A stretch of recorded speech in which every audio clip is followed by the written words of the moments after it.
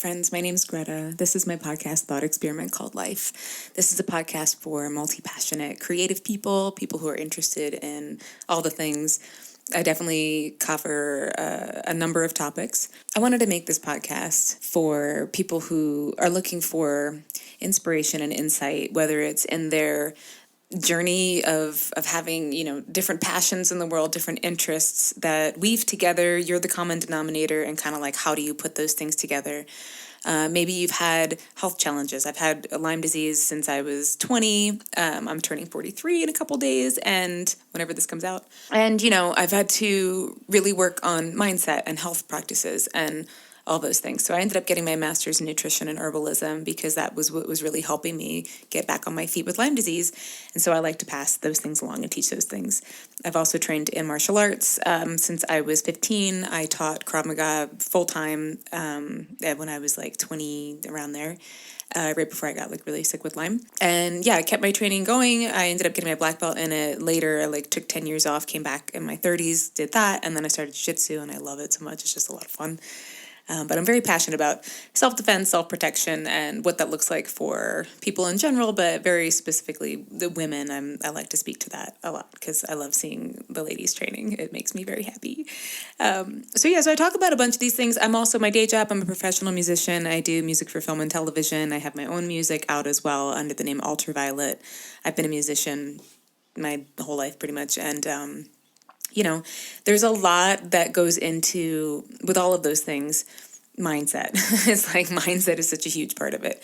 And so today I'm turning 43 in a couple days, and I kept thinking I wanted to do something that was reflecting on, what would I tell my younger self and all of that. So I'm just going to kind of go off of that. I had a post that I did earlier this year. There's a picture that I shared from when I played a talent show at my old high school, and I was 17, and just kind of talking to her. There was more specifically about music industry things and kind of the grit and persistence you need to have. But so I have some notes from that I was thinking, but really, the biggest thing that's been on my heart, I'm just gonna, like I said, I'm just gonna kind of riff on this at the moment because it's been one of those things that for me, I'm the kind of person who goes well, I made the decisions that I did, and I'm here, and I'm grateful for where I'm at. So I wouldn't tell her anything differently in those senses. She learned all the lessons that she needed to know. And also, I think we become the wise women in our community, the wisdom. We hold the wisdom of being here for 4 decades, or 5 decades or 6 or whatever, to be able to share some things that maybe you wish you had known. And that's kind of how I'm thinking about this a little bit more. So I wish that I could say, this is exactly what I would tell my younger self. But I don't even know that it's about telling my younger self because it's in the past. Right? I'm more at what, if I were to tell my younger self something, do I still need to tell myself that now? That's kind of how I look at it. And also, I think when we share these things, whatever our reflections are, when we choose to share something like this, it's really about sharing it with our community around us. I think of the girls that I teach jiu-jitsu to, who I just adore. If you're listening to this, you know how much I love you. And I like to pass things along because I am older than most of them. And not that means everything, but it just means you've seen more cycles, right? I've seen the same cycles happen a bunch of times where I can offer at least a bit of insight to be well, sometimes these things just pass, and that would be probably where I would start with that, in terms of what I would tell my younger self and what I tell myself now when things come up, specifically when it comes to, at least for me in my case, having Lyme disease, and then, but also having that with anxiety, depression, those kinds of things that come and they visit, like weather a lot. It's there's a storm that's rolled in, and a big piece of what has helped me, besides therapy and nutrition and things like SAMe, ask your doctors about it. It's an amino acid that precursor for dopamine, helps me a lot with any depressive feelings, instead of taking medication, which isn't bad. It's just kind of, again, with your practitioner. Total side quest. Sorry, ADHD right here. But I always want to mention that. So besides all those things that help me in terms of that, when I have my storms that visit, one of the biggest things that I've learned over the years is that really I do think about it like weather. Even in my songwriting, I gravitate towards writing about the elements in that and weather in that sense. It's like, there's the quote that it's we're the sky and like the clouds are our thoughts, and that's just like rolling through. And I don't think that's a quote at all, but it's something like that. I'll try to find it. Too many tabs open in my brain to remember that one. But for me, having that perspective that when it comes through, it's like turbulence. It's like storms. You just gotta, for me, I find ways to ground myself during that time. Usually it's spending time in nature, it's music, it's being with the community when I can, like sometimes I just don't want to be around anybody. But, I go train jujitsu with my friends and we always have fun. It's great because it's not like I have to talk about anything. We're just playing basically. And there's good music on. Being in the woods, really having some tools to help you get through the storm passing. And again, therapy goes with this, good nutrition goes with this, sleeping, hydration, all of these things. And honestly, all of those things, like it, they are a lot of things, but that's just good for you. It's just like, we're plants. We're basically plants. We got sunlight and water and a good environment. Goes a long way. That's something that really was challenging when I was younger to have that perspective. And I think that's a pretty shared experience where it's like when something's happening, it feels like the world is ending. It feels like it's the last chance, last opportunity, last whatever. And especially when I was in my 20s, and especially when I was a teenager, there was no perspective in the sense that there's no additional life cycles to go like, okay, I've been through this before however many times, and this is what I did that helped either make it worse or make it better, or just kind of like didn't do anything until it passed. One of the reasons I love looking to nature and animals for messages and symbolism is because one of the most useful ones has helped me with this. So I'm not a mental health professional. I will have my sister on. She is, she can talk about this more clinically specifically, but I'll share my personal experience. But I think it was my therapist told me about something called telescoping. And for me, that translated more, it's like, pulling back and looking at things from farther away and not being so like right up close. So for me, I love looking at the birds. I'm a total bird nerd. I love the hawks and the birds of prey and the vultures. I love. They're just all. I love them. I love. Watching them fly and like seeing them around. And for me, it helps me when I see them, especially when I'm going through one of these times, to like pull back and look at the wind too. Is getting a little crazy in Colorado. I don't know if you can hear that, but look at the situation, the big picture, like just really make it big and expansive and not have that like mouse vision is usually what I think of, where I'm just like on the floor up close with whatever's happening. There's no perspective. It's just like right there. And so I'll remind myself when things feel too heavy, feel like there's no, it's like there's no options, there's no whatever, there's none of this kind of and that would usually shut me down because I'd go like, what, there's no hope or whatever. There's nothing, this is it. And I'll remember to pull back and look from a bigger vision. And another piece of that too was what really changed things for me also with that is specifically Atosha Silver's work. I will talk about it a lot. I love it that much. It really changed my life. And there are plenty of books that talk about offering and surrender.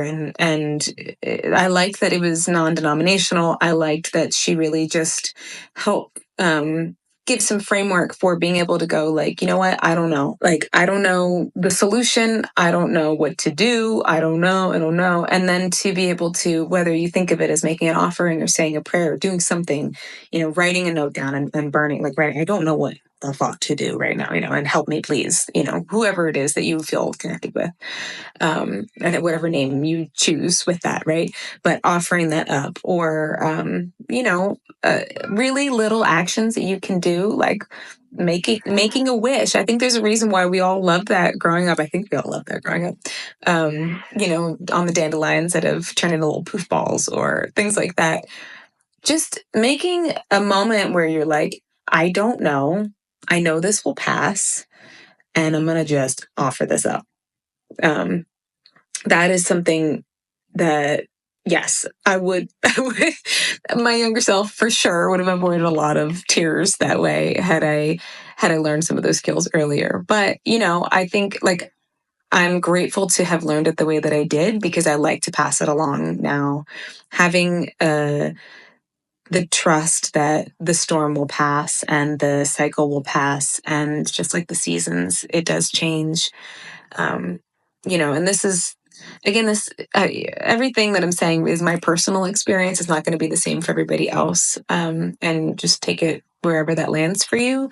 But there is so much to that, I think, for a lot of people, especially in the kind of world that we live in right now, where everything is being presented to us as the most urgent thing that's ever happened, and some of those things are, and some of those things, we can take action on, and some of those things we can't.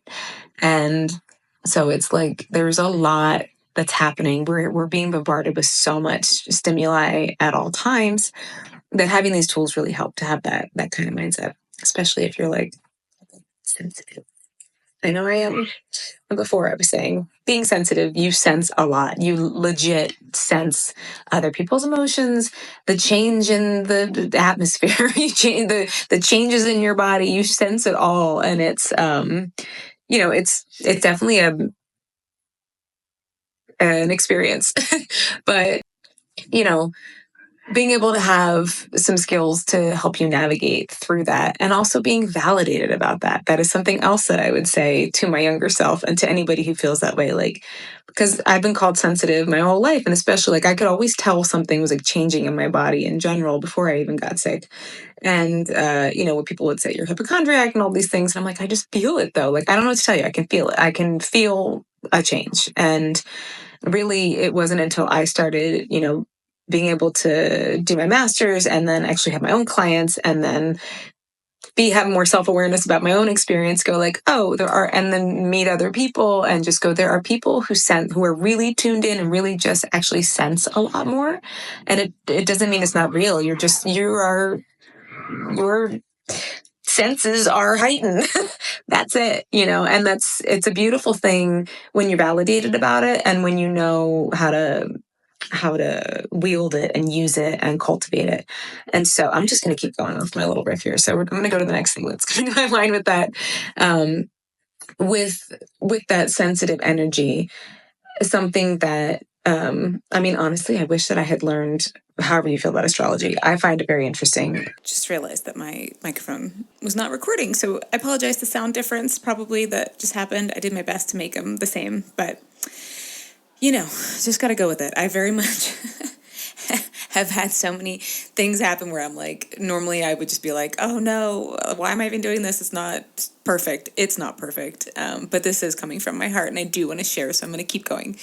Even if the sound quality sometimes and the camera's cut out sometimes, if you're listening to this, hopefully it's not too disruptive. So I was talking about things that I would tell my younger self, maybe, or things that my younger self was telling me now.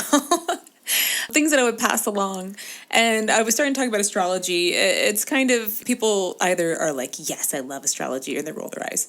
And it's fine. I'm sort of in the middle. I love astrology and I roll my eyes sometimes. The thing that I find interesting about it, though, that I do wish that I would have known when I was younger, is just my chart in terms of my placements. So the placements for me, having like Leo Cancer, is very sensitive and also has a need to like express, but also feel very like safe and nurtured. And those were things that felt so weird about me still, but now I feel more comfortable in my skin, because I'm just like, this is who I am, and I've had more practice.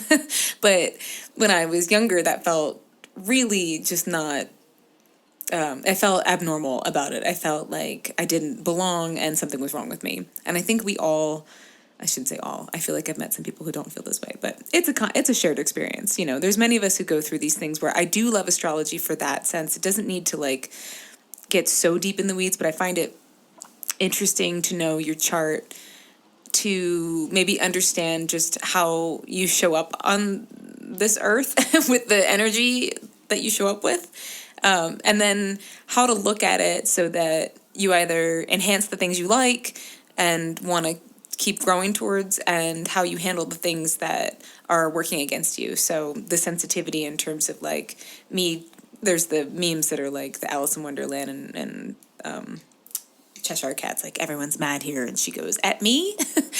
And I've never related to something so much in my life. Like that, I'm like, yeah, like that's how I felt and still feel sometimes, but you know, I know better sometimes. Having that awareness as a kiddo could be really great. So like, you know, it's just something to think about if maybe if you have younger kids and they are wanting to kind of get a better idea of their energetic information in that sense, and there are really great descriptions that are in depth, that are very deep. I love Channing Nicholas, and I love Stars Like You, I think is the other one. It's an Australian site, but they do really, really great breakdowns of the different signs and the different placements. And that can be just a really interesting way to get to know yourself and get to know things that you wouldn't necessarily know that are part of your astrology, but aren't, oh God, I found, but aren't determined. Let's put it that way. It's not like you're this sign so that you're this forever. Like you can change how you relate to those things, but it's interesting to know that might be like a default setting. So I was not planning on mentioning astrology, but I do love it for that reason. It's interesting. It doesn't need to be, like I said, you know, it's not like telling you your fortune. So I think that when I was talking about the energy and the sensitivity, there's a phrase that really helped me a lot that I learned in my 20s from my friend Mary, who I love, and I hope that she listens to this one day. The thing that I felt that I really worked through so much codependent behavior, and it took a long time and still is something that I work through, although it's manageable now. As my therapist would say, you don't have to take care of everybody. You can care for them without taking care of them. And that was like a lot of a lot for me to digest in that sense. And Mary would, she was like, there's this phrase, not my circus, not my monkeys. And she would say it every time I would tell her like what was going on in my life, and being overwhelmed with other people's behavior and me trying to manage it in relation to my life, making sure, trying to like make sure everybody's happy and healthy, and not paying attention to what I needed, how I felt, and all of that. It really didn't occur to me to think about it as other people's problems. I felt that I needed to make sure that I managed the situation. And if you have done any codependent work or know anything about it or have it, you understand that a lot. It's kind of, you're very tuned into, because you're sensitive, you're sensing other people's emotions and changes and things. And then you sense that and you manage what's going on as best you can, even though really it's not up to you. And for me, it took a long time to learn that. It doesn't really matter what I am doing in that sense. It's not my circus, not my monkeys. I have my own circus, my own monkeys, and that's really the only thing I have control over. So that is something that I definitely would pass along to a younger version of myself, but really just to anybody who's in that scenario. And I'm going to talk about that topic more in another upcoming podcast, because I think it's one of the biggest things that changed my life. So that is one phrase for sure. There is something that I always come to that I really feel like now more than ever. And thank you for being here in this space with me. I am sharing things that are incredibly personal, and the internet is a wild west place when it comes to who may come across your information and all of that. So I hope that if you found this, that this is helpful and speaks to you in some way, and you know, you feel not alone in that journey. That is why I'm sharing it. So I think one of the biggest things that I I currently still am working on and get better at, but it seems to be the loudest. It's like the thing that I feel like is the overarching point of so many of the things that I know that I've wrestled with or grown through and all of that. I love Louise Hay. I've talked about her in previous episodes, and she's passed now, but she was a thought leader, I guess you could call her. She's the lady who basically created Hay House, all of the publishing from that. And she was just, I mean, wouldn't be surprised if they made her a saint someday. She just had the most positive, uplifted, not uplifted attitude. It was just, she was just had bright energy in a way, and went through a lot of her own things. I think she had cancer actually, and learned how to change her mindset to think about things differently. And it's been inspiring to me ever since, obviously, since I talk about it all the time. Hold on, I have an old kitty.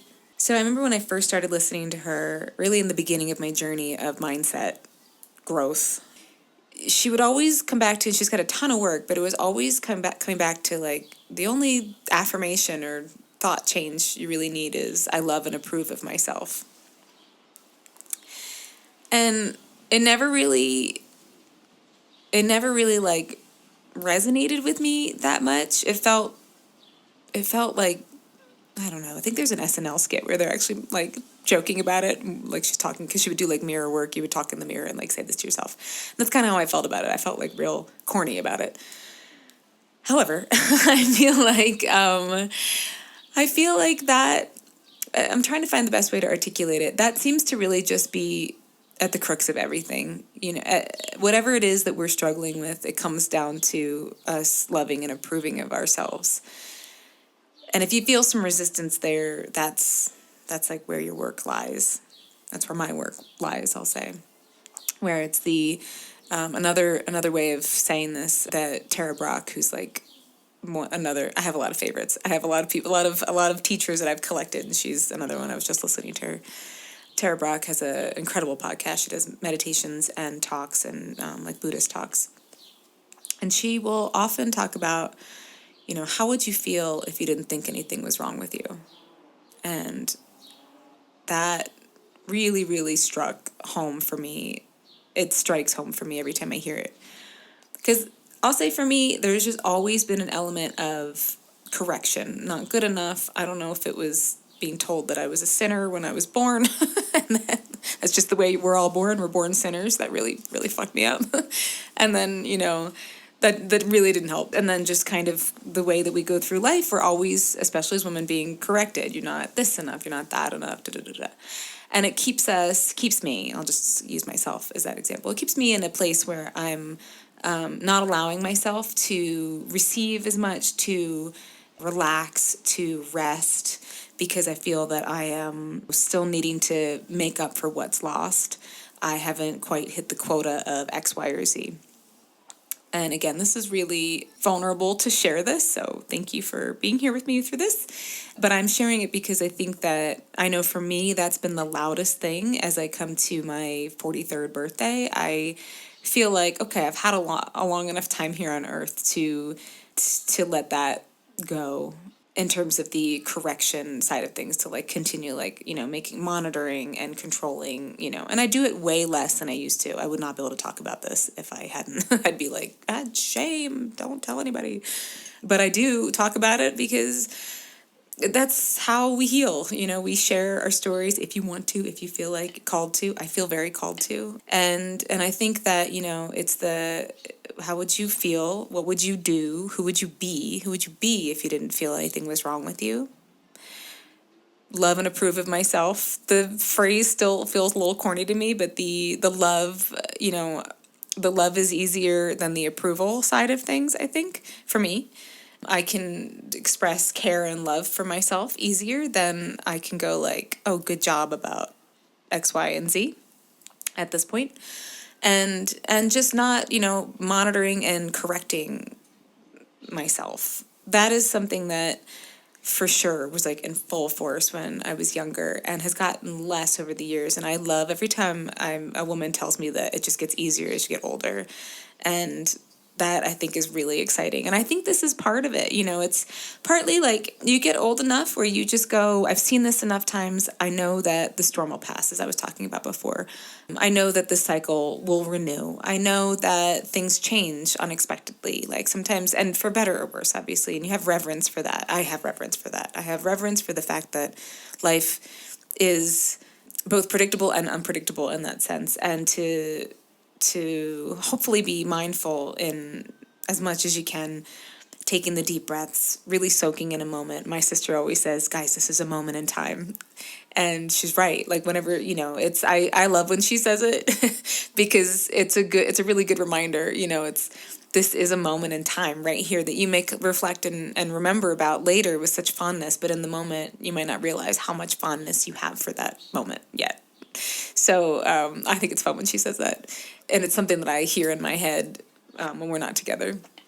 But there are some really beautiful things that happen the longer you're here on Earth in that sense. And I do love that those things do get easier. And of course, we still are growing through those things. I think that having healthy self-reflection is so important for our growth. And then also having the side of things where it's like, I can just be, I can just be. I don't have to fix anything else in order just to be who I am and to live this life and to enjoy it. We're even in our healing models of what's popular now, which I love. I think so many of us have really stepped into our lives so much more because of things like Hay House and Instagram therapy and all of those things. I'm sure there's plenty of things that are, people don't like about it, but people don't like stuff about everything. So I think the good things are that it really is helping us have that self-awareness and this is not what I don't like about it, and sometimes you just be, there's no grade that we're getting. There's no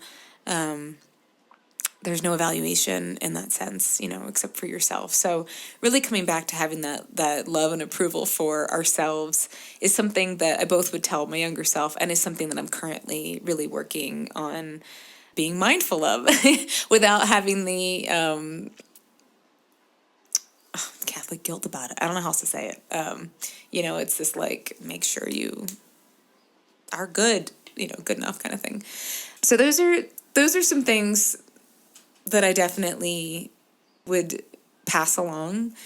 And I'll say, and when it comes to the passions of our heart, I definitely have a lot of thoughts on all of this. But when it comes to the passions of our heart and working towards something, I always knew that it would take hard work to get wherever I wanted to get. And, there's some people who are like, don't think about it as being hard. But I think about it more as for me and for a lot of people, there are things that we may want to do that I think because I've trained in martial arts for most of my life, I look at when things require you to dig deep, it's actually, to me, a really beautiful thing. So you get an appreciation for how deep you can dig in that sense and the growth you get from it, and confidence in that sense that I feel like translates so much to when you're pursuing something that you love. That maybe, for me, getting into, like, I was a musician forever, but essentially the things that I'm doing now, I'm doing from Colorado that are based in California. And like the chances of me doing certain things like that require me to have more patience, have a strong work ethic, and these are the challenges I say, like have an ability to keep going even when it feels like things maybe aren't happening sometimes. And so all that to say, if there's something that you care about doing, the thing that's in your heart, and the thing that maybe people think is like, pie in the sky thinking and magical thinking or whatever, that it may require more hard work than you imagine. It may and probably will require you to be a cheerleader for yourself when no one else is cheering, or when they might not be like not cheering like because they don't want to cheer you on, but maybe it's just you by yourself doing something for a little while and you have to cheer yourself on until they see what's going on. They're like, oh, that's awesome.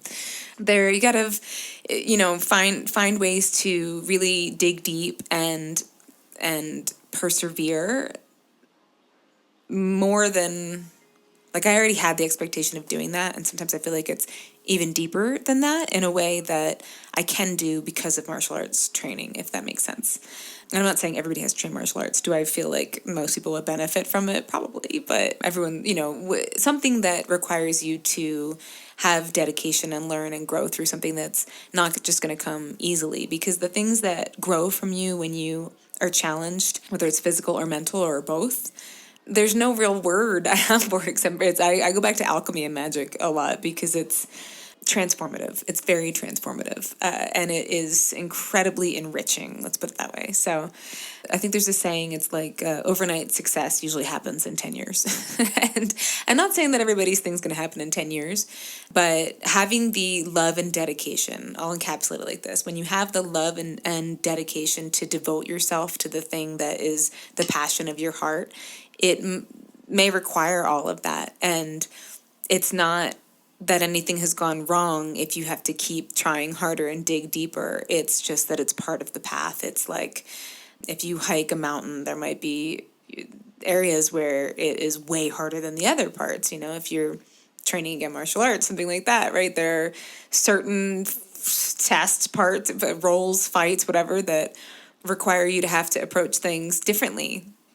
And that will also happen with the thing that you care about and that you love. And you may approach it and think that you got there, and then it's like you're closer, but there's still more to learn. And so falling in love with the process as opposed to the achievement has been something that has taken me years to learn, but has made my life much better, especially because I am working on things and doing things that are lofty in that sense, right? That I believe in, that I know are possible, but I have to really be committed to that vision and to that dream. So if there are things that you care about that you're doing that seem unrealistic, and your family's like, "What are you doing?" And my family's very supportive, but still, I'm sure sometimes they're like, "What are you doing?" But there's a devotion and dedication to it that is very sacred and is very necessary and is appropriate for the calling, let's say. So if you're going through that, it's not like anything has gone wrong. You've taken a path that requires this from you. And that's something that I would pass along to anybody who's embarking on something that they love. There will be moments where things click and flow quickly, and there will be moments where things stall and seem like nothing's happening, and both are part of the journey and both are normal. So what are the other things? I think something that I learned and really love to pass along is done is better than perfect. I mean, this podcast is basically an example of that. I wanted to do it. It is not perfect. I just had an audio thing that happened, and there's people outside playing music. I kind of like this song, if you can hear it. Actually, I really like the song.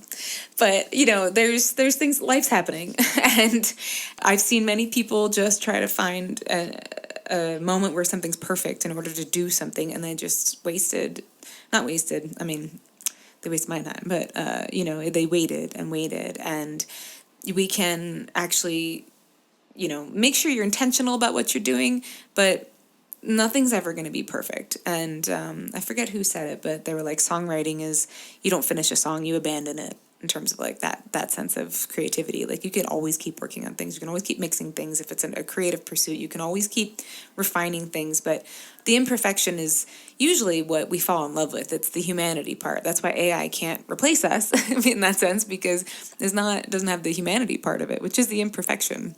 Our strength is in our imperfection. And when we want to put something out into the world, and this is very much in the creative sense, right? If you're a surgeon, you probably shouldn't be as close to perfect as possible. But, for the creative types in that sense, and just the passion projects, and, whether you're raising your kids or creating a new business, just knowing that you're putting your intention into it and your care and your mindfulness into it, and not needing it to be absolutely perfect for it to be worth whatever it's going to be worth for you emotionally out there in the world, all of those things.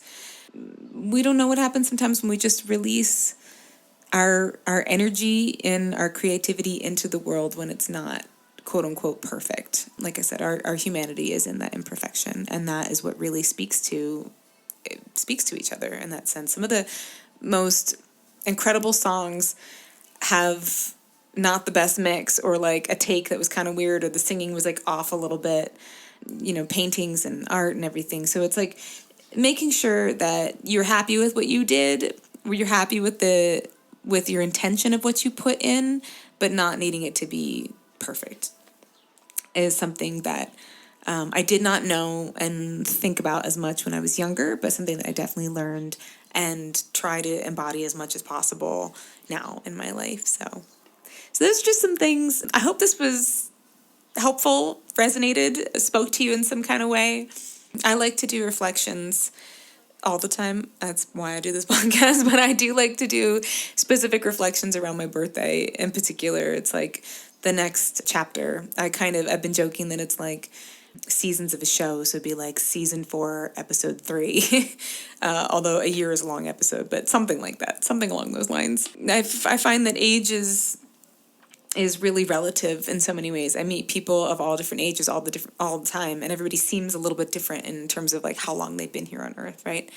The way that they look at things and their wisdoms. I think youth really comes down to if you can go through all those cycles and still look at the world with glittering eyes and still believe in possibility.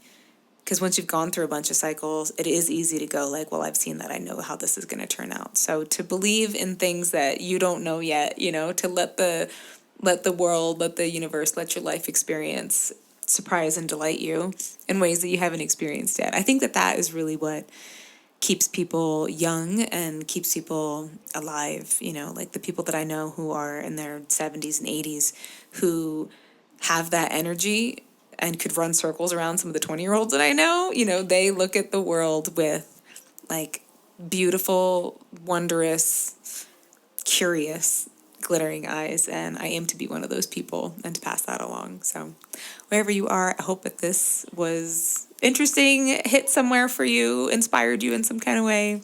If you want to share it with somebody who you think might enjoy it, that would mean the world. This is my love note. This is my love note to anybody who crosses my path. I feel there's not much that I feel like I have any power to do in a lot of the things that are happening in the world, but this is one thing that I can contribute. So I hope that it's landed in some way, and I hope this finds you wonderful, and I will see you on the next episode. Never gonna stop me. Never gonna stop me.